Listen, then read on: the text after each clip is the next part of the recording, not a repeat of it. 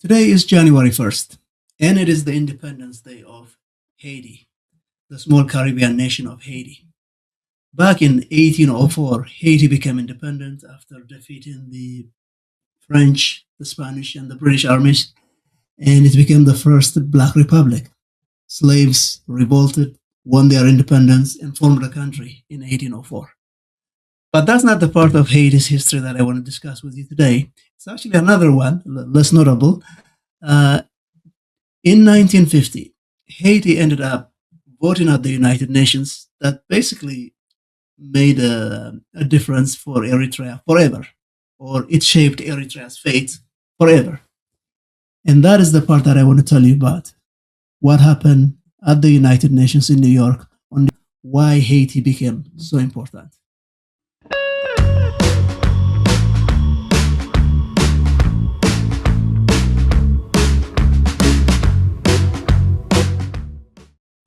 On December 2nd, 1950, a very important vote was taking place at the UN in New York.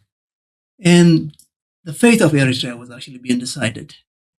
And one of the things that they were deciding was whether Eritrea would survive as a political entity, as one unit, or whether it was going to be partitioned, divided, and essentially erased from the map. Today, on Haiti's Independence Day, I want to tell you what happened and why Haiti's vote was important to save Eritrea as we know it today. Why was Eritrea on the table? As we all know, after World War II, the international system was being rebuilt, the United Nations set up, and so on. So between 1945 to 1950, they were deciding a lot of things regarding what to do with the former colonies of the Axis powers, including Italy. So in Italy's colonies, as we all know, Libya, Somalia, and Eritrea. And they were deciding what to do with them. Basically deciding their future. And when it came to Eritrea, there were several proposals. And among those proposals that were being decided on were three proposals. One, to grant Eritrea full independence. Two, to federate it with Ethiopia, to create a federation with Ethiopia. And the third one, that's the one that we want to talk about, is to partition Eritrea, to divide it. To divide it how? To divide it among, as it was proposed then, as they were dealing with the Italian colonies of Libya, Somalia, Eritrea, especially Eritrea became a geopolitical problem for the winners because of its strategic location by the Red Sea and its economic viability. It was under the Italians for more than half a century.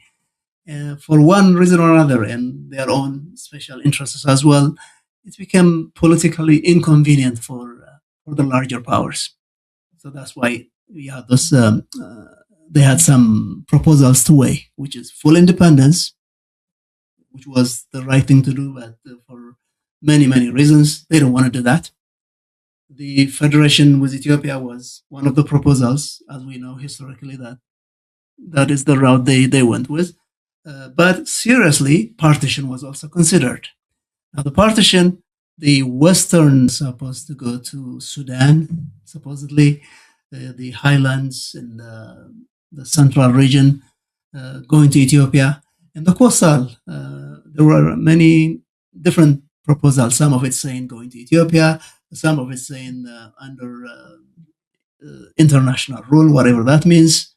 So they were still trying to decide, but one of the serious proposals that was presented was, should we divide Eritrea or not? That was the vote. When the final decision came, it was very close. A single vote would have actually changed the course of history. Let me be precise. If Haiti had voted in favor of the partition instead of against it, the numbers would have flipped the other way around, and Eritrea, as we know it today, would be hard to imagine. As a unified political unit would be hard to imagine today. It was that close, it was that important. So the vote for partition was defeated, and the vote for federation won. At the end of the day, it wasn't full independence for Eritrea, but at least it maintained its political unity, its continuity. Yes, that day, a plan to divide, to partition Eritrea was defeated that day. The name of that plan is the Bevin-Sforza Plan, named after two foreign secretaries, Bevin and Sforza, one for Britain, the other one for Italy. Their combined plan, what they proposed in the late 1940s. By 1950, they were voting on it. The plan to partition Eritrea is known as the Bevin-Sforza Plan. And that plan includes dividing the western parts of Eritrea to Sudan, the central and highlands of Eritrea to Ethiopia, and then the rest, some other proposed plan for international control on the Red Sea and so on.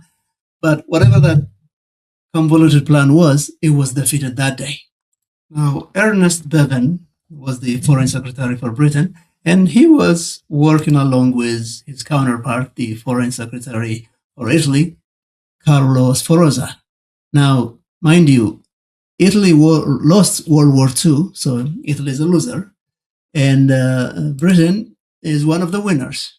But the two are working together to make a decision on what to do with four more Italian colonies, Libya, Somalia, and Eritrea. That's why they were working together. And their combined plan, at least for this purpose, the Bevin-Sforza plan, is what they put together as a bill, as something to vote on. And that is the bill that was defeated. That's the one we're talking about. Now, again, what was the plan? The Western Eritrea was going to Sudan, the Central Highlands going to go to Ethiopia, the coastal areas, some say, or at least in some of their documents say that it was going to go to Ethiopia or some kind of international control. They were still making their proposals. Nothing was being finalized. But at the end of the day, that to divide among many powers, including Ethiopia, was defeated. What won was federation, of course, and federation at least kept Eritrea's political independence. Eventually, the course of history toward independence as well. Now, let's go back to Haiti. Well, so why would a small Caribbean nation care or matter to it what happens in the Horn of Africa, you might ask? For Haiti, and Haiti is represented at that time by its well-known, well-respected ambassador to the UN, Emile Saint-Lot, Senator Emile Saint-Lot. And you can say many things, but especially for Haiti, and given its history, given what they are celebrating today and what happened in 1804, to them, what is really important is the anti-colonial mindset or the anti-colonial revolution they had. So a country who went through this slave revolt and a lot of history fighting colonialism wasn't going to let a bunch of colonialists, including Britain and Italy, make a decision on what happens to an African nation, how it's going to be divided up, and so on. So to them, resisting fragmentation, opposing colonialism, opposing these externally imposed solutions was a big deal. And maybe at the end of the day, also Britain or Italy, maybe they don't work hard enough on Haiti to convince them to go their way. But I'm not exactly sure exactly what happened. But at the end of the day, what Haiti chose through its representative was to say no to partition.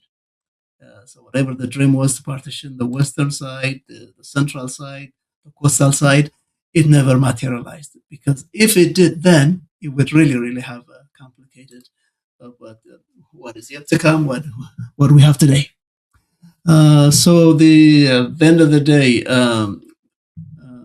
maybe historians will tell us better on exactly what was the motive behind Haiti. But at the end of the day, whatever the motive was, the conclusion was to say no, to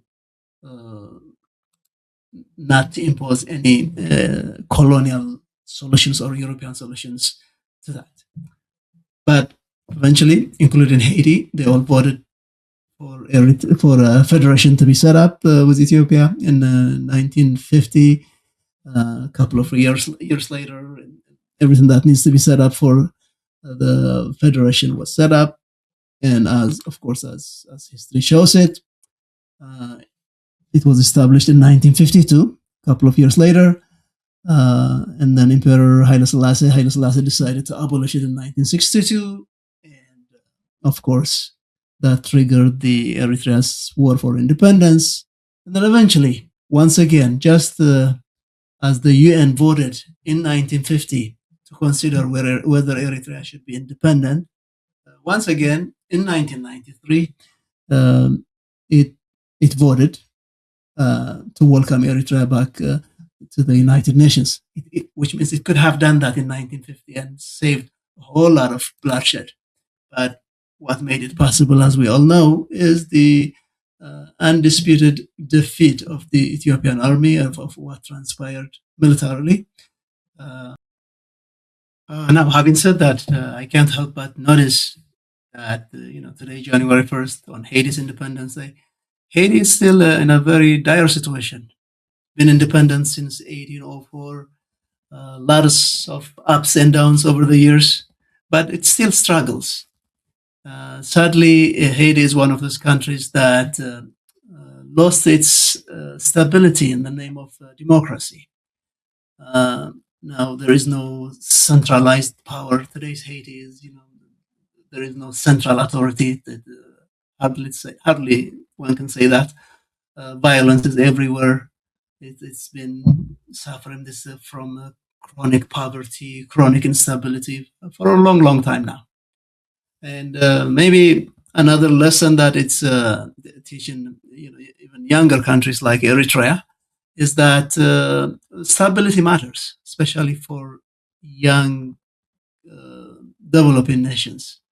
And that is what Haiti lost over the years, many very complicated reasons. But as I look back at our common intertwined history, I can't help but appreciate what this means for Eritrea today.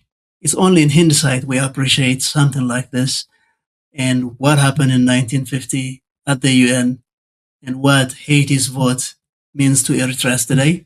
It's actually amazing how history works.